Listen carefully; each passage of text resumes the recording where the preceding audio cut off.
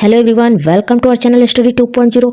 आज के इस वीडियो सेशन में हम क्लास 6 की हनीशक्ल बुक का चैप्टर नंबर 7 जिसका नाम है फेयर प्ले, इस चैप्टर का पार्ट 3 कवर करेंगे। पिछले वीडियो में हमने पार्ट 1 और पार्ट 2 दोनों ही कवर कर लिया है। अगर आपने नहीं पढ़ा है तो उसका लिंक डिस्क्रिप्शन में है, आप वहाँ से पढ़िए या फिर प्लेलिस्ट में भी जाके आप पढ़ सकते हैं। लेकिन यहाँ पे पार्ट 3 शुरू करने से पहले हम थोड़ा सा रिकैप लेकर चलेंगे। ठीक है, रिकैप में हम पढ़ते हैं कि पिछले वीडियो में हमने क्या पढ़ा है।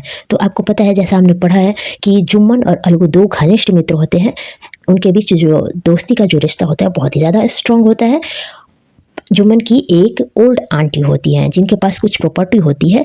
वो अपनी प्रॉपर्टी जुम्मन को देती है ये सोचकर कि वो अपनी प्रॉपर्टी जुम्मन को दे देंगी, बदले में वो जब तक जीवित रहेंगी तब तक जुम्मन उनका ख्याल रखेगा, उनकी देखभाल करेगा। लेकिन ऐसा होता नहीं है। उसकी जो जुम्मन की जो वाइफ होती है उसकी वजह से या फिर फैमिली इशू के कारण उनके बीच वो चीज़ें नहीं चलती है और आंटी बहुत ज़्यादा तंग आ जाती है इन सब चीज़ों से। जुम्मन भी तंग आ जाते हैं आंटी से।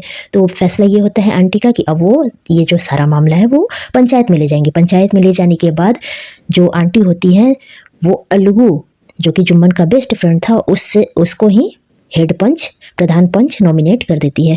और अलगू जो होते हैं वो पूरी स्टोरी को जब बारीकी से छानबीन करते हैं न्याय करने के लिए, तो उन्हें आंटी जो होती है वही सही मिलती है। इसलिए वो ट्रुथ का, सच्चाई का साथ देते हुए आंटी के फेवर में फैसला सुना देते हैं और कहते हैं कि जुम्मन को आंटी की देखभाल करनी होगी। अगर वो देखभाल नहीं करेगा तो आंटी की जो भी प्रॉपर्टी है वो आंटी को वापस दे दी जाएगी।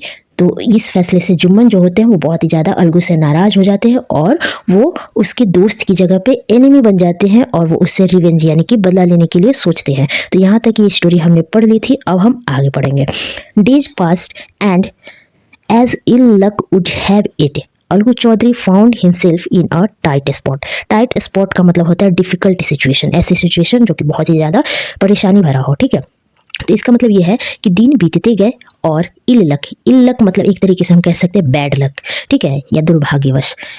दुर्भाग्य से अलगू चौधरी ने खुद को एक टाइट स्पॉट में, संकट में पाया। ठीक, one of his fine pair of bullock died and he sold the other to Samjhu Sahu, a cart driver of the village. ठीक है, संकट में वो खुद को पाता है तो क्या होता है उसके साथ कि उसके पास जो एक फाइन पेयर थी बुले की, बैलों की, वो मर जाती है और जो दूसरे पेयर उसके पास होते हैं उसे वो समझू साहू को बेच देता है। समझू साहू कौन होता है? एक कार्ट ड्राइवर होता है, यानी कि गाड़ी चालक होता है गांव में। The understanding was that Sahu would pay the price of the bullock in a month's time, और उन दोनों के बीच में ये समझौता होता है कि साहू जो है वो उन बैलों की कीमत 1 महीने में दे देगा। It so happened that the bullet died with in a month, लेकिन ऐसा हो जाता है कि जो बैल जो होते हैं वो 1 ही महीने के अंदर मर जाते हैं, उनकी मृत्यु हो जाती है। ठीक है, several months after the bullock's death, Algu reminded Sahu of the money he had not yet paid. बैलों की मृत्यु के कई महीनों के बाद अलगू ने साहू को उन पैसों की याद दिलाई, रिमाइंड किया जिसे उसने अभी तक नहीं चुकाया था। येट का मतलब होता है अभी तक और पेड का मतलब होता है चुकाना। Sahu got very annoyed, I can't pay you a penny for the wretched beast you sold me. Wretched का मतलब होता है मनहूस, ठीक है, बिस्ट का मतलब होता है जानवर, ठीक। पेनी का मतलब होता है मनी और इनोइड का जो मतलब होता है वो होता है नाराज होना। तो यहाँ पे बोला जा रहा है कि Sahu got very annoyed, Sahu जो था वो बहुत ही ज़्यादा नाराज हुआ। I can't pay you a penny for the wretched beast you sold me, आपने मुझे जो मनहूस जानवर बेचा है उसके लिए मैं एक भी पैसे आपको नहीं दे सकता। वो बहुत ही ज़्यादा नाराज होकर एंग्रीली तरीके से उससे बोलता है he brought us nothing but ruin, और वो जो बैल जो होते हैं वो हमारे लिए सिर्फ बर्बादी ही लेकर है, बर्बादी के सिवा कुछ भी नहीं लेकर है। रुइन का मतलब होता है बर्बादी। आई हैव अ बुलेट, मेरे पास एक बैल है, use it for a month and then return it to me, तुम 1 महीने तक उसका ये इस्तेमाल करो और मुझे फिर उसे वापस दे दो। No money for the dead bullock, he said angrily, और मैं उन मरे हुए बैल के लिए बिल्कुल कोई भी पैसा नहीं दूंगा, उसने ये बहुत ही ज़्यादा गुस्से वाली आवाज़ में उससे कही। Algu decided to refer the case to the panchayat, Algu ने ये निर्णय लिया कि अब यह जो मामला है, जो केस है, अब उसे वो पंचायत में ले जाएगा। For a second time in a few month preparations for holding the panchayat were made and both of the parties started meeting people seeking their support। ठीक है, और कुछ ही महीनों में दूसरी बार, सेकेंड टाइम ऐसा हुआ कि पंचायत के लिए तैयारी हो रही थी और जो दोनों पक्ष थे बोथ ऑफ द पार्टीज, जो दोनों पक्ष थे वो लोगों से मिल मिलकर मतलब अपना समर्थन वो मांग रहे थे। ठीक है, उसके आगे ये है 12th नंबर में कि the panchayat was held under the old banyan tree, और जो पंचायत था वही उस पुराने बरगद के पेड़ के नीचे वो आयोजित हुआ। Alagu stood up and said, Alagu खड़ा हुआ और बोला, the voice of the panch is the voice of God, पंचों की आवाज में ईश्वर की आवाज होती है। Let Sahu nominate the head panch, और साहू को हेड पंच प्रधान पंच चुनने दीजिए। I will abide by his decision. Abide का मतलब मैंने आपको बताया है पिछले वीडियो में, तो आप इसका आंसर देंगे कमेंट सेक्शन में। अबाइड का मतलब मीनिंग क्या होता है, तो वो कहता है कि नॉमिनेट, साहू को हेड पंच नॉमिनेट करने दीजिए और मैं उसके जो भी वो निर्णय लेगा उसे मैं एक्सेप्ट करूंगा। Sahu saw his chance and proposed the name of Jumman, Alagu's heart sank and turned पेल।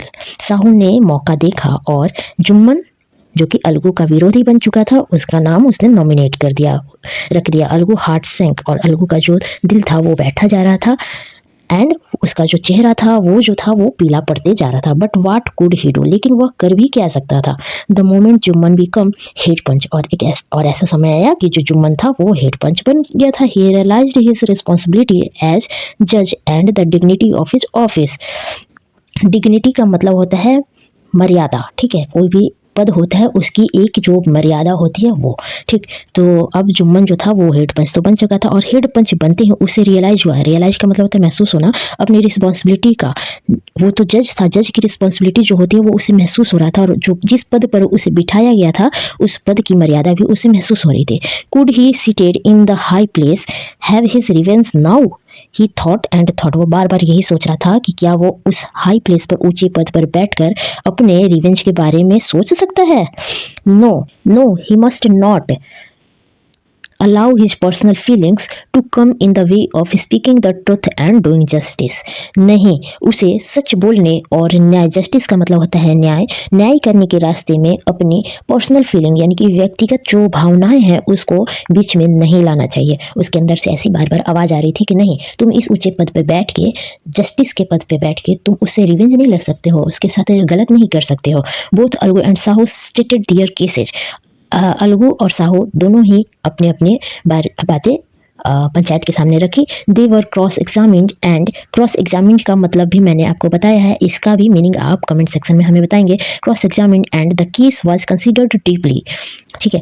तो उन दोनों ने अपनी अपनी बातें कही, और जो पंचायत के द्वारा पंचायत इस मामले के तह तक पहुंचने के लिए, डीपली पहुंचने के लिए उन दोनों के लिए दोनों का क्रॉस एग्जामिन कर रहे थे, बार बार बारीकी से सवाल जवाब कर रहे थे। Then Jumman stood up and announced, announced का भी मतलब मैंने आपको बताया। तब जुम्मन खड़े हुए और उन्होंने घोषणा की, it is our opinion that Sahu should pay Algu the price of the bullet. ये हमारी राय यह है कि साहू को अलगू के बैलों के पैसे देने चाहिए। When Sahu bought the bullock, it suffered from no disabilities or disease। Disabilities का मतलब होता है विकलांगता, और disease का मतलब होता है बीमारी। तो अलगू कहते हैं कि जब साहू ने बुलेट बैलों को खरीदा था तब वो किसी भी विकलांगता या बीमारी में नहीं थे। The death of the bullet was unfortunate, unfortunate का भी मतलब होता है दुर्भाग्य। तो वो कहते हैं कि जो बैल की जो मृत्यु हो गई वो दुर्भाग्यवश थी। But Algu can not be blamed for it, लेकिन अलगू को इस चीज़ के लिए ब्लेम नहीं किया जा सकता है। Algu could not contain his feelings, और अलगू इतना सुनकर अलगू के अंदर की जो भावनाएं थी वो खुद को नहीं रोक सका। He stood up and said loudly over and over again, वो खड़ा हो गया पंचायत में ही और ऊंची आवाज में लाउडली वो बार बार बोलने लगा, victory of the panchayat, panchayat की जय हो। विक्ट्री का मतलब होता है जय, पंचायत की जय हो। दिस इज जस्टिस, यही न्याय है। God lives in the voice of the panch, और भगवान वास करते हैं कहाँ, पंचों की आवाज में भगवान वास करते हैं। Soon after Jumman came to Algu impressed him and said, impressed का मतलब होता है गले से लगाना। तो कुछ देर के बाद अलगू आते हैं और जुम्मन आते हैं और अलगू को गले से लगाकर कहते हैं, since the last panchayat I had become your enemy, पिछली पंचायत के बाद से मैं तुम्हारा दुश्मन बन गया था।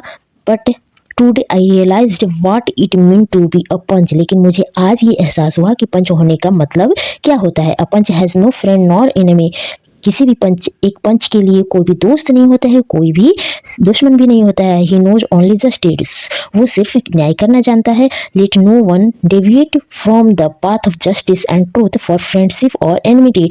एनिमिटी का भी मतलब मैंने बताया था, शत्रुता। तो वो कहते हैं कि डेविएट का मतलब होता है भटकना। तो वो कहते हैं कि किसी भी व्यक्ति को अपनी दोस्ती या दुश्मनी के लिए न्याय और सच्चाई के रास्ते से डेविएट नहीं करना चाहिए, भटकना नहीं चाहिए। Algu embraced his friend and vaped. Algu जो होते हैं वो अपने दोस्त को गले से लगा लेते हैं और रोने लगते हैं। And his tears washed away all the dirt of misunderstanding between them. और जो वो आंसू होते हैं वो उनके बीच की जो भी मिसअंडरस्टैंडिंग होती है, यानी कि गलतफहमी जो होती है, वो उन आंसुओं से धुल जाती है। तो ये स्टोरी है प्रेमचंद की। प्रेमचंद ने एक स्टोरी लिखी थी, पंच परमेश्वर। वही कहानी यहाँ पर है फेयर प्ले इंग्लिश में आपकी, और ये रीटोल्ड है। ठीक है, तो यहाँ तक हमने ये पढ़ लिया। अगले वीडियो सेशन में हम इसका जितना भी कॉम्प्रिहेंशन चेक है, working with the text, working with the language and fill in the blanks, जो भी चीज़ें हैं आपके सामने, उन सबको हम कवर करेंगे। तो अगर वीडियो अच्छी लगी है तो लाइक जरूर कीजिएगा और शेयर कर दीजिए अपने दोस्तों को, और सेव भी कर सकते हैं आगे, मतलब बाद में देखने के लिए। और सब्सक्राइब जरूर कर लीजिएगा, बेल आइकन को प्रेस कर लीजिएगा, ताकि इसका आगे जो भी आए आपके इंपॉर्टेंट चीज़ें वो आपको जल्दी से मिल जाए। तो चलिए मिलते हैं अगले वीडियो सेशन में इसके क्वेश्चन आंसर के साथ।